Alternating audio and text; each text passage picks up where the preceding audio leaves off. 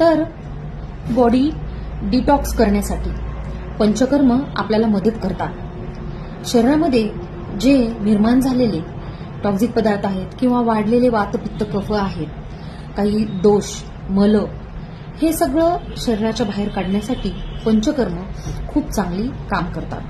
पंचकर्म म्हणजे त्याच्यामध्ये 5 कर्म सांगितलेले आहेत: वमन, विरेचन, बस्ती, रक्तमोक्षण आणि नस्य। वमन म्हणजे औषधी काड्याने सगळे दोष मुखावाटे बाहेर काढणे म्हणजे वमन। विरेचन म्हणजे औषध मुखावाटे देऊन संडासद्वारे किंवा मलाद्वारे ती पित्त बाहेर काढणे म्हणजे विरेचन।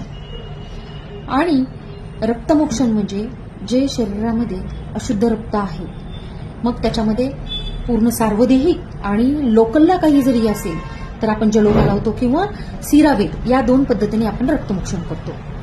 औषधी सिद्ध तेल नाकामध्ये टाकणे म्हणजे नस्य। आणि